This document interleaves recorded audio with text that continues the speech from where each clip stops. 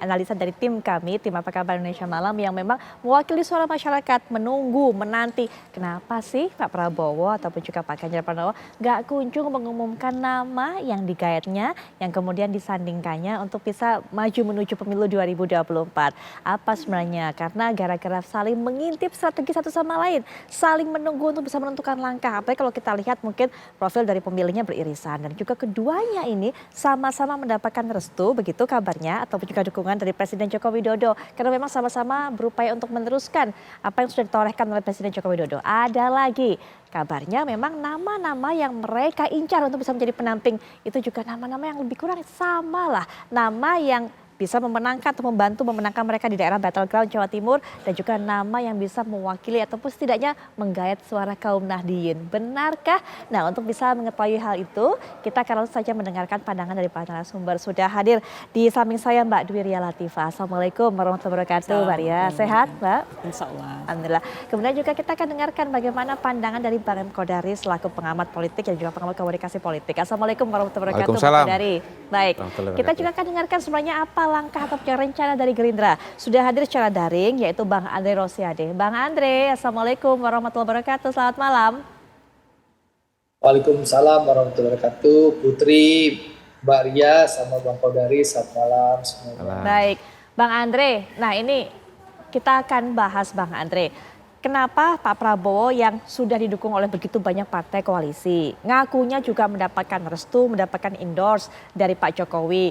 Kemudian juga kalau kita lihat hasil survei sejauh ini kan sering juga ada di pemuncak begitu kan. Nah tapi kemudian kenapa sih nggak kunjung-kunjung mengumumkan nama calon pendampingnya, kurang apa lagi dukungan sudah, restu sudah, apalagi kemudian dapat jempol yang oke dari Pak Jokowi, terus apalagi kenapa membuat masyarakat harus menunggu lebih lama lagi? Apa memang karena gara-gara menanti Mas Gibran, Bang Andre? Ya Putri, pertama kami ini kan adiknya PDI Perjuangan. Partai Gerindra sudah mengusung Pak Prabowo jauh-jauh hari sejak tanggal 12 Agustus 2022. Nah sebagai adiknya PDI Perjuangan, ya kita sudah mengusung, mungkin lebih baik PDI Perjuangan dulu yang mengumumkan. Itu bentuk hormat kami kepada PDI Perjuangan. Itu yang pertama. Yang kedua adalah tentu sekali lagi Pak Prabowo ini kita calonkan jadi calon presiden untuk menang. Nah tentu sekali lagi kami masih butuh waktu. Ada proses yang sedang kami lalui. Malam ini saja, nanti malam pimpinan Partai Koalisi Indonesia Maju akan rapat membahas beberapa hal. Pertama, kita akan mematangkan tim pemenangan. Kita akan memutuskan siapa rencananya ketua tim pemenangan dan susunannya seperti apa. Kedua, bagaimana program-program yang akan ditawarkan oleh Pak Prabowo sebagai keberlanjutan pemerintahan Pak Jokowi sebelumnya. Yang ketiga, tentu kita akan bahas nantinya siapa calon wakil presiden yang akan dipilih oleh Pak Prabowo. Nah, nama-namanya kan publik sudah tahu. Ada yang mengusulkan nama Mas Gibran seperti Putri sebut tadi. Ada yang mengusulkan nama Pak Erick Thohir, ada yang mengusulkan nama Bu Khofifah, ada juga mengusulkan nama Pak Erlangga. Tetapi nama kan semakin mengerucut sesuai nanti Bang Kodari kasih spill itu berbagai sosial. Jadi intinya nama semakin mengerucut dan begitu juga di tempatnya Mbak Ria, nama juga semakin mengerucut. Jadi sing sabar, insya Allah sebelum KPU tutup jadwal, kami akan antarkan Pak Prabowo berikut dengan cawapres, ketua tim pemenangan, serta program dan visi misi yang merupakan keberlanjutan dari keberhasilan Pak Jokowi sebelumnya. Bang, kita paham sih Bang, soal proses dan sebagainya itu sehingga kita harus menunggu. Tapi kalau tadi Bang Andre mengatakan kita ini kan adiknya dari PDIP, saya jadi ingat nih, apakah kemudian artinya adik kakak nggak boleh saling mendahului, kayak truk gitu Bang? Itu bentuk hormat Pak Prabowo dan Partai Gerindra dengan PDI Perjuangan. Pak Prabowo sangat menghormati Ibu Mega. Ibu Mega sudah dianggap kakak oleh Pak Prabowo. Keluarga Pak Prabowo begitu dekat dengan keluarga Ibu Mega. Dan kami PDI Gerindra tahu bahwa PDI Perjuangan ini adalah kakak kami secara partai karena lebih senior. Gitu. Intinya seperti itu. Kita sangat menghormati seluruh partai yang ada, terutama tentu PDI Perjuangan. Baik, kalau dari PDI Perjuangan. Ya, Bang Andre. Gak apa-apa, Mbak Ria dulu yang mengusung dulu. Insya Allah kita setelah itu. Mbak Ria, begitu katanya, PDIP dulu yang menunjukkan dulu siapa pendamping Pak Ganjar. Bagaimana kemudian? Ini kan bukan masalah dulu-duluan ya. Jadi mungkin tadi Bang Andre bilang kalau mereka punya mekanisme dan mungkin menunggu waktu yang tepat. Saya ingin katakan PDI Perjuangan juga pasti punya waktu yang pas nanti sesuai dengan apa yang sudah diputuskan oleh Ketua Umum, oleh Bu Mega. Karena untuk mengumumkan atau yang akan memutuskan siapa capres atau cawapres itu kan dari PDI Perjuangan sesuai dengan Kongres ya. Itu sudah diberikan hak prerogatifnya pada Bu Mega. Nah masalahnya kemudian saat ini sedang ditimbang, sedang dilihat, ditilik lagi, dibahas dengan partai-partai pengusung, juga tentu ada pembicaraan juga dengan Pak Jokowi. Jadi kalau masalah kemudian kapan, sabar, tunggu waktu yang pas, insya Allah tidak akan lewat dari deadline yang sudah ditentukan oleh KPU. Oke, Bang Kodari, ini kan semuanya nyuruh kita sabar, kita nunggu. Kalau alasan disampaikan ke permukaan, ini kan memang ada proses banyak. Oke lah, kita pahami itu. Tapi kemudian kalau Bang Kodari sendiri menilai seperti apa? Saling intip strategi, nggak mau saling kecolongan atau apa sebenarnya? Sebetulnya yang harus sabar dan tawakal ya, saya tambahkan tawakal.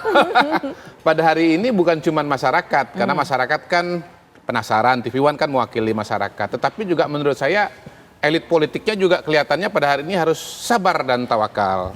Terutama apa? Terutama menunggu keputusan dari Mahkamah Konstitusi begitu. Karena saya lihat memang variabel judicial review permohonan batas usia ini akan sangat menentukan bagi peluang majunya seorang katakanlah Gibran begitu. Gibran ini bisa menjadi faktor game changer. Kalau bicara pemilu-pemilu sebelumnya kan kita agak gampang tuh mengambil kesimpulan.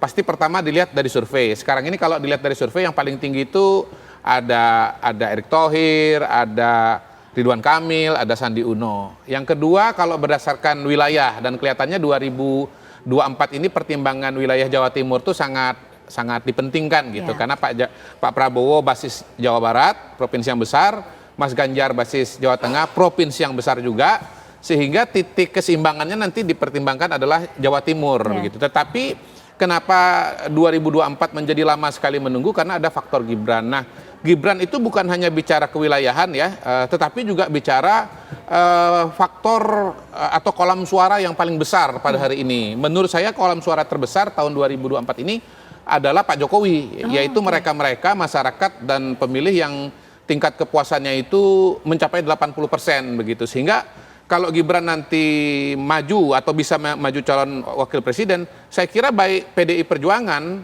maupun Gerindra itu akan sangat mempertimbangkan gitu. Pada hari ini kan kita dengar yang sudah jelas meminta Gibran adalah Prabowo Subianto. Betul. Saya baca hari ini di berita di media online, Gibran sudah mengatakan dia memang diminta. Kemudian bahkan sudah laporan ke DPP PDI Perjuangan. Nah, pada hari ini DPP PDI Perjuangan kelihatannya belum pernah menyebut Gibran misalnya begitu ya. Dan kayaknya ini yang banyak dibahas ini adalah dua tokoh dari Jawa Timur. Pertama itu Pak Mahfud, yang kedua Bu Khofifah begitu. Tetapi sebetulnya ketika nanti betul-betul Mahkamah Konstitusi itu memungkinkan keputusannya bagi Gibran maju, menurut saya PDI Perjuangan juga akan boleh jadi akan mempertimbangkan dengan serius juga gitu loh. Karena kalau Gibran maju, ada risiko dia bisa menarik suara pemilih di Jawa Tengah dan di Jawa Timur yang notabene merupakan basisnya Pak Jokowi begitu. Jadi ini menurut saya masih sangat menarik karena misalnya di satu sisi pada hari ini kalau linear Prabowo Gibran dengan Prabowo, tetapi kalau tidak linear bisa jadi Ganjar Gibran misalnya begitu. Nah, kalau Ganjar Gibran terjadi, menurut saya ini bisa akan dinamis sekali. Bukan mustahil misalnya Pak Prabowo dengan Anies Baswedan misalnya begitu. Wah, ini kan betul-betul prediksi kejutan kejutannya itu luar dia. biasa kalau dari Bang Kodari. Nanti tahan dulu Bang Kodari. Mbak Arya gimana kemudian, adakah peluang seperti itu mempertimbangkan Mas Gibran juga? Apalagi kalau Bang Kodari mengatakan Mas Gibran ini bisa jadi game changer. Nanti kita akan bahas lebih dalam lagi setelah jeda berikut ini. Kami segera kembali, termasuk juga kita akan lihat menurut hasil survei terkini dari berbagai lembaga survei, siapa kemudian bakal calon wapres pilihan masyarakat yang juga mendapatkan suara tertinggi. Sebentar, sebentar lagi tentunya.